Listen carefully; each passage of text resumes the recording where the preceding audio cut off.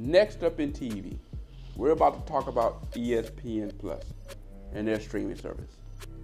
If you're a cord cutter, you are familiar with all these streaming services out here.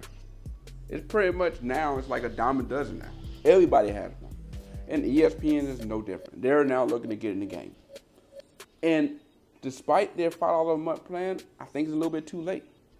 Look, years ago when Sling TV came onto the game, there wasn't any other company that had that. In fact, the last thing that really kept people tied to big cable was sports. It's pretty much what dangled right before us.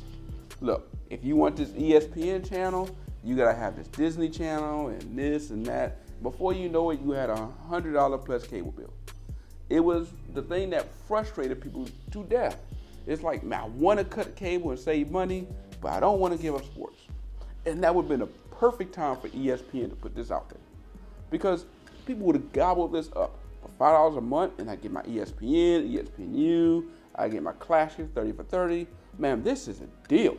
But unfortunately, now in this current climate where you have YouTube TV, Direct TV, Sling TV, PlayStation TV, but there are just so many different companies out there that have their own little streaming service, and guess what's part of it?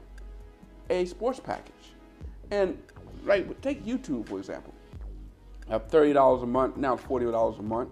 You not only get your local channels, but you get your sports, which includes ESPN, a couple of Fox News channels, your Fox Sports channels, you get your CNN, you get your movie channels, your channels for the kids. It's like pretty much you get much of what you already had with big cable for a fraction of the price. And this is kind of what people really wanted when they were looking to cut the cord.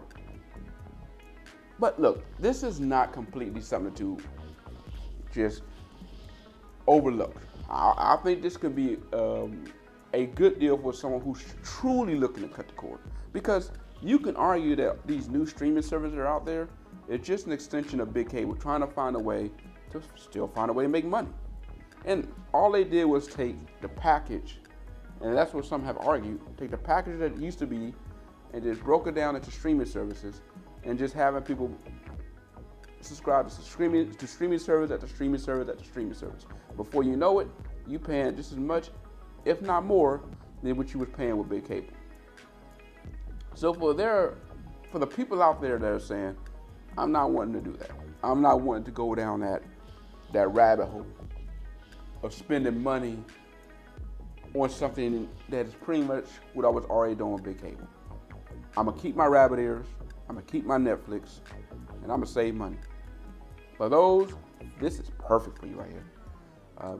Especially, like I said, if you are in a single household and you don't care about everything else. All the news you care to watch, you're gonna see it on your local channel. All the movies and TV shows you care to watch, if you can't see it in your local channel, you'll catch it on Netflix. So, only thing you are missing with sports, and you'll get that with this ESPN Plus. Also, while we were talking about TV right now, I was looking at YouTube Red and their original content. Now, for a while when I saw YouTube Red, I constantly ignored them because everything that came up looked like it was nothing more than some smaller budget project. The show that just seemed created by a smaller studio that, it didn't quite have the budget to win me over. So I constantly ignored them. And that made me to ask the question, could YouTube Red original content ever compete with Netflix and what Amazon is doing? Because Netflix is willing to spend money. They've done that with the Marvel series. They've done that with other series. Yeah, you could say that you could see in some areas where the budget has been cut and it feels lacking, but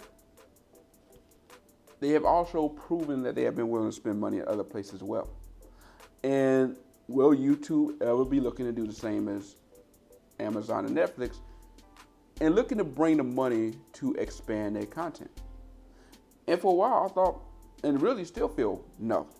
Because YouTube made their living off of people putting out their own content on their site.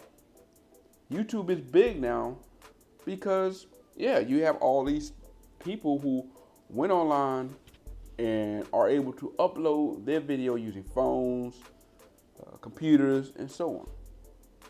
This YouTube star, people making a living off of YouTube, you could argue 10, 15 years ago, that wasn't the case. But now you have more and more people inspiring to do that. And it opened up and changed the whole landscape of content as we see it now. And YouTube may be looking to do that same thing with their original content, opening it up to smaller studios.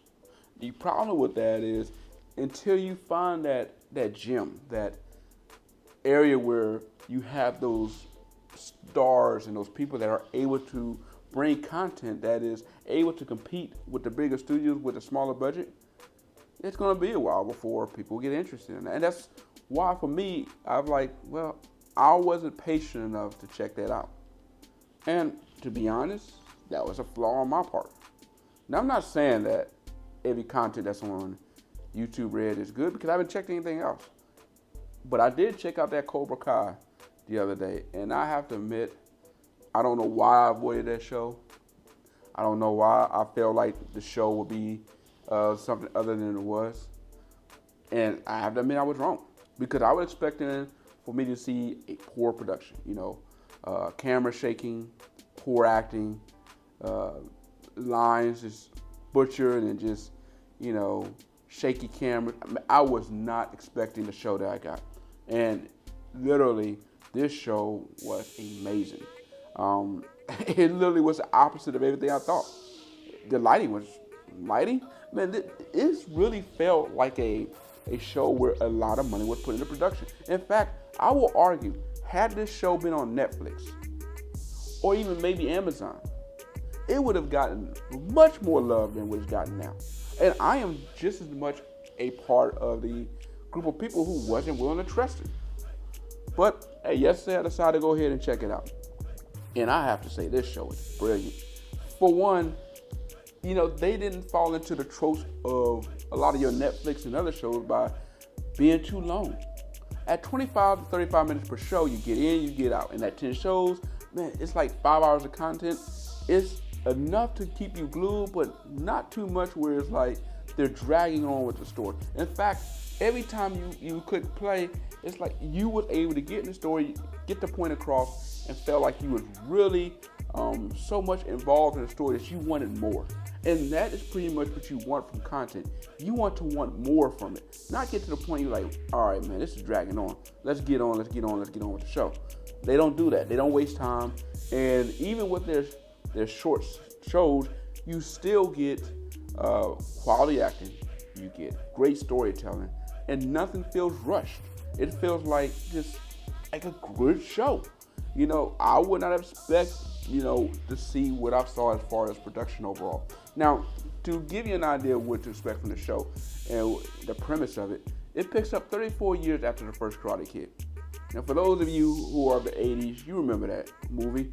Pretty much, Danny LaRusso, karate kicks or crane kicks Johnny Lawrence in a karate tournament where Danny LaRusso was a kid trained by Mr. Miyagi, and the other guy was part of the, quote, the Cobra Kai, the evil, or the bad kid, as you may. So, ever since that kick, years later, you get a chance to see how that kick has changed both of their lives. But Danny, it propelled him to a great career as a car dealer. I mean, he's living a perfect life. Beautiful wife, nice home. It's literally the dream life. Anything and everything you would imagine, he is able to enjoy this. Where on the other end of the spectrum, this kick sent Johnny into another world. It's like the aftermath of that has kept him from being able to move on with his life. And this has affected his life as far as, his career, as he's working a dead-end job. He's living in a crappy apartment. As far as his relationship with his wife, there is no relationship. His kid is having to be in that situation, and as a result, he's a troubled teen, and his father is not in his life. In fact, the only thing that Johnny has for himself is his beer, vintage Pontiac in 80s movie. Well, an encounter with a bully teen just changes all that. And as a result, Johnny decides to reopen a Cobra Kai dojo and starts training kids to be able to defend themselves against being bullied. As a result, he is giving back to the community and looking to change the lives of many of the youth in that neighborhood. Unfortunately, the one life that he should be changing, his son, he's not able to do that. But as you continue on to go through this show, you get to see how the dynamic of the dojo and how their lives have propelled since that fateful day. You see that both actors or both characters still hold on to that grudge from back then, and see how they go about handling that as they go forward. Look, this show got 100% on Rotten Tomatoes, and I'm not one who agree with a lot of things that Rotten Tomatoes put out there. But I have to say, for that rating, I'm in agreement with that. It does a great job of taking that show and propelling it into an area that makes it enjoyable. If you was a fan of the 1980s Karate Kid, this is a great follow-up to that.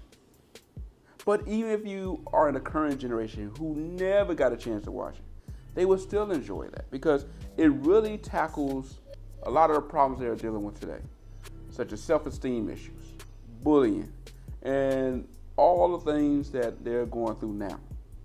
And it brings it together with the bullying that was prevalent back then in the 80s.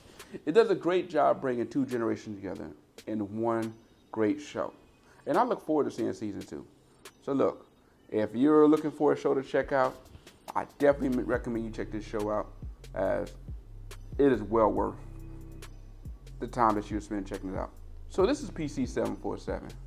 I want to know, what are your thoughts on the topics discussed today? Post your comments below, and make sure to check out my blog on www.thenexup.net. That is www.thenexup.net. I'm out.